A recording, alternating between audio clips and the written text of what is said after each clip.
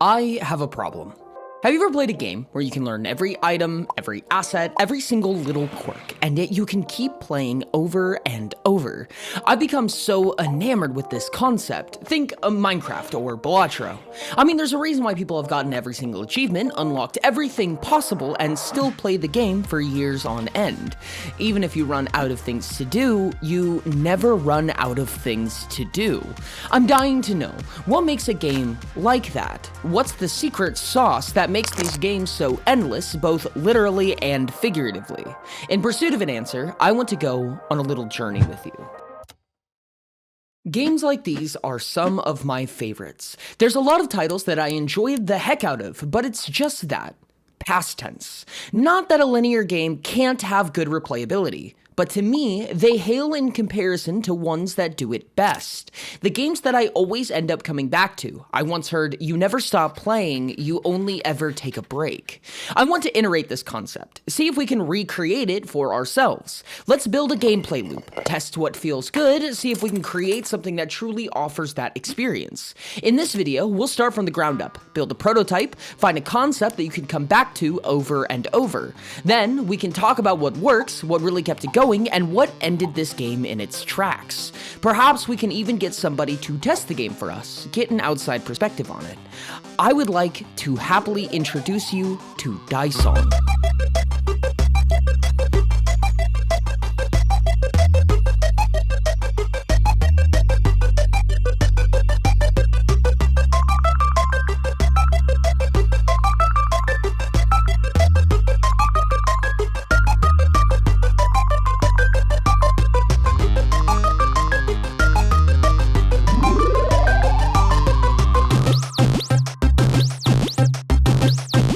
Game over.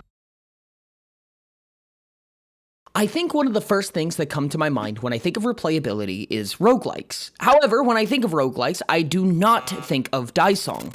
I think of Noida, Hades, The Binding of Isaac even, dungeon crawlers, platformers, top-down random generation and precision timing. But we've seen that mold broken before. If you're interested in a roguelike completely designed around poker, take a peek at Balatro.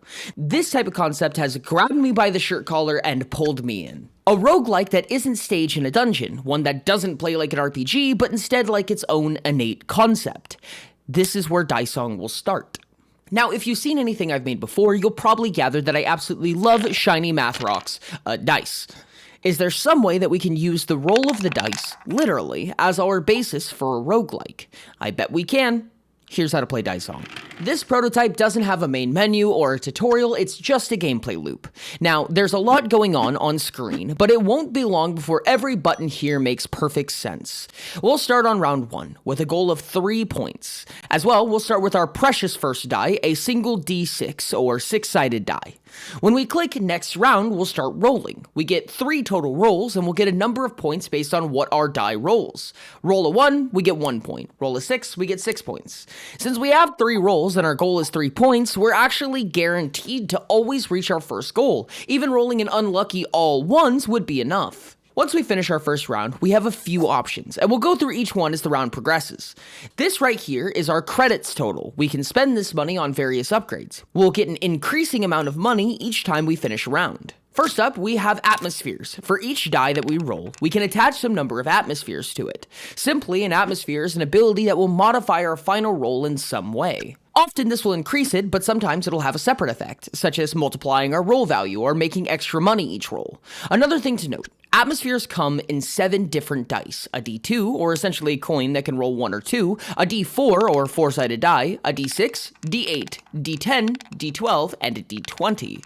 We can stack multiple atmospheres on the same die, but with one exception. Each die starts with an atmospheric limit, meaning the maximum number of atmospheres it can have stacked on it. If you put too many on one dice, it will explode. But with all that in mind, let's go ahead and grab one. We can place it in one of the 3 open quadrants or stack it on our existing D6 if applicable. Next round, our goal has increased a bit. Each round, purchasables will get more expensive and our goals will get harder and harder. Our objective is to snowball faster than the goal increases. After succeeding another round, we have a bit more cash. We can grab an exploration. Explorations are a one-time effect, and upon purchasing, we'll have 2 to choose from. These could increase our die rank, such as changing a d6 into a d8, demote our die rank, move our dice around, give us some extra cash, as well as a slew of additional effects. Sometimes we'll get an exploration and it'll be pretty much meaningless to us. If there's nothing useful, we'll have to count our losses and just skip it. Alright, another round down. Next up, minerals. This is our final purchasable and it inspires an entire type of build in the game. The numbers up here are called ascensions. We have an ascension for 1 through 20. Each one is a passive multiplier. So if we upgrade ascension 20 from a 1x to a 2x, whenever we roll 20 on a die, we get 40 points instead, since it's 20 times 2.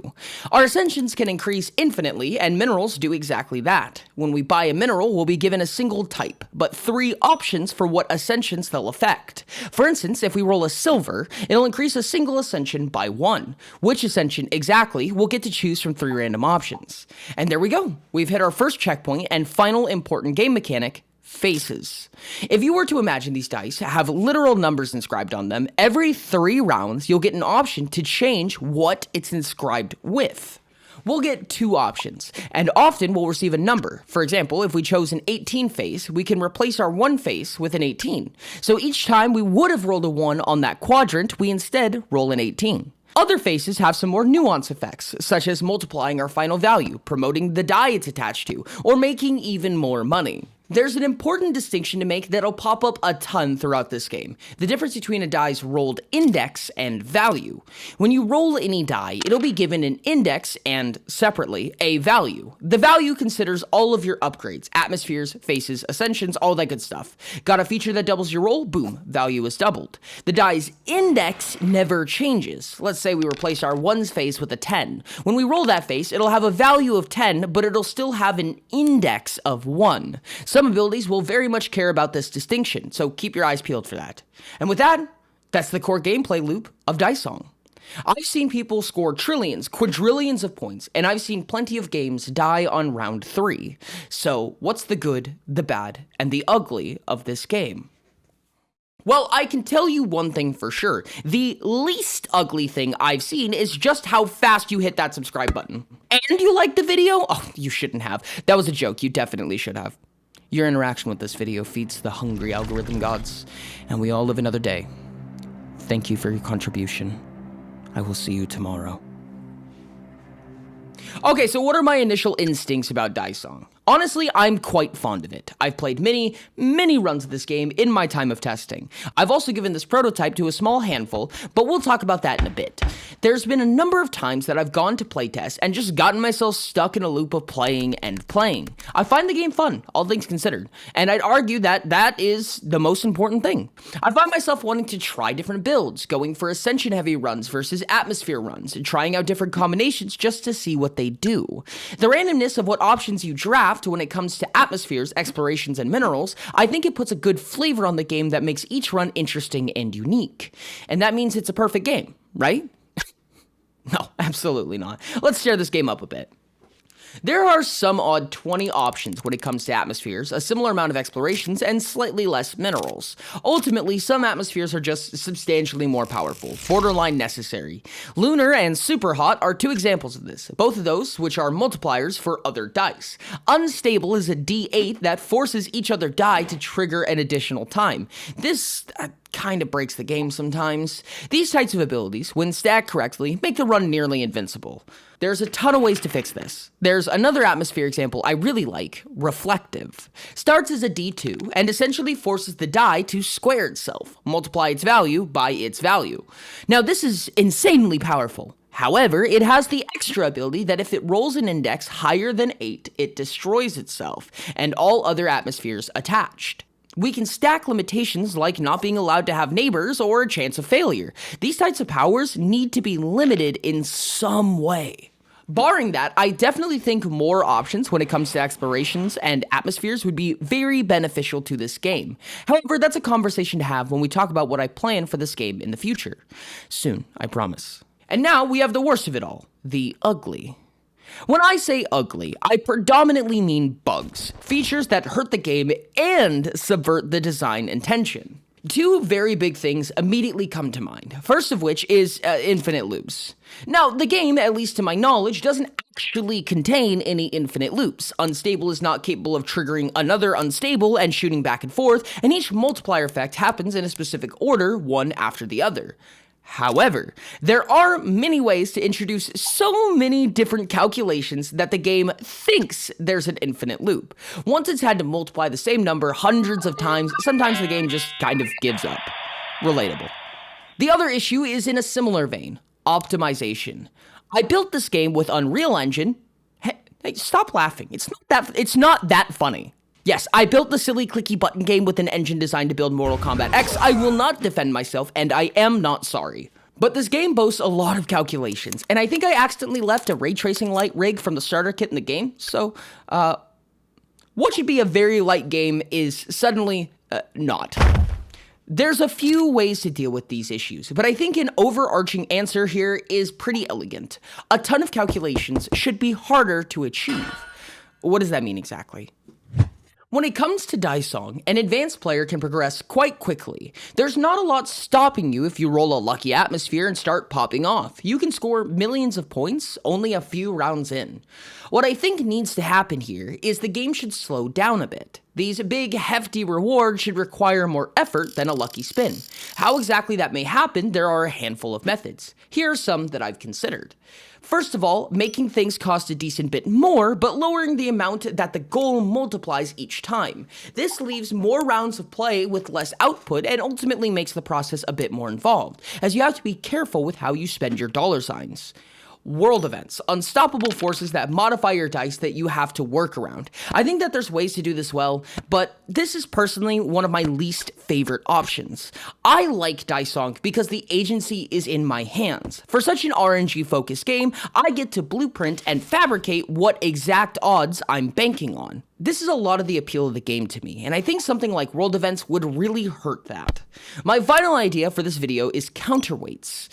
What exactly is a counterweight? Well, reflective is an example, the atmosphere I mentioned earlier. It's a very powerful ability, but it can be quite costly if not handled correctly. Introducing punishments for abusing high-powered dice, I think, adds a lot of interesting elements to this game. Rather than just focusing purely on number get bigger, you need to care about where your dice are placed, exactly what you stack on them, and sometimes just gamble against the odds and cross your fingers. Having a form of natural destruction to the game also removes a lot of calculation. It slows progression, but that slowness can be fought with strategy. I really like this idea, and I'd hazard to say that the playtesters would too. What playtesters? Well, let me tell you, and stay tuned. There's one very special playtester I really want you to meet. I gave this game to a small sample group to help gauge reaction. The results were actually pretty interesting. A couple managed to essentially solve the game, much like I mentioned prior. In fact, some of them found those combos before I did. Only a few times have I seen somebody reach the infamous a lot score, where you have over 30 zeros at the end of your score. Some took their time with it, and my favorite of the bunch wanted to keep playing over and over again. It was everything that I wanted to see. The replayability was there. They wanted to surpass that goal, progress further into the game. Each single addition had an exponential effect. One opinion very much intrigued me. This game will depend a lot on its artistic style. Let's talk about that in fact. If you're somebody like me who loves the make number bigger grind, this game is obviously pointed at you. I love tycoons, I love RuneScape, I love MMOs with leveling systems, I am every stereotype you just thought of.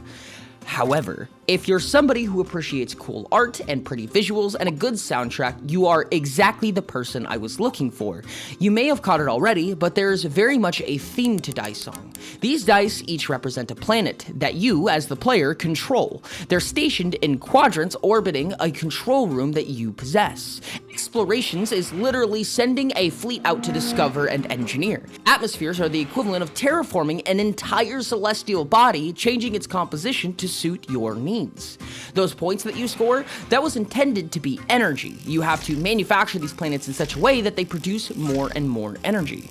There's a lot of ideas that come to mind when it comes to how how this game could be flavored. We, of course, have the little dice that spin whatever you roll, and I think that's good visual feedback. But imagine if there were actual planets in the background, an entire universe that you're watching through a translucent hollow light control panel. Perhaps these planets are procedural, and actually change as you modify your dice in quadrants. But this image is so vivid in my mind. The openness, the loneliness, the absolute control over an entire artificial solar system. This, to me, is what truly ties the game in a neat little bow, the flavor that really seals the deal for me. Hey, you remember that playtester I was talking about earlier? I wrote their name somewhere down here, hold on. Oh, here it is, it's you. I thought it'd be fun to let you guys try this game for yourselves. As I've said before, it's purely a prototype game loop, so there's no special menus or pausing or save functions. But it is free to play right now. You can download it for yourself and tell me what you think. Play around with different builds, comment new bugs you found. Heck, send screenshots in the Discord if you're interested in that. All the links in the description, of course. I have a good feeling about this game, and I hope you do too. Disong started as a tiny little hobby project I decided to do with a few spare hours. In fact, it started on pen and paper, literally me sitting down, writing these calculations by hand and rolling actual dice. After just a few trial runs, I was actively addicted. I was so stuck on trying to get better scores, make new builds, all that good stuff. I was actually on a trip visiting family, and they kept complaining how they couldn't get my attention because I was so invested. I opened Unreal Engine on my laptop and just started hobbling things together. I didn't really expect it to go anywhere, but here we are. I very easily succumb to scope creep, so I want to be gentle with this one. Thank you to all these wonderful, beautiful, amazing people on screen. These are my patrons, and they keep this giant spacecraft of a channel floating aimlessly through the void. Another thanks to the Daemons and Paragons over there. Those are purely support roles and no additional effects, and it really means so much to have you guys here with me. If you're interested in other published titles I've made, click the video on screen. I'll see you there. And of course, thanks.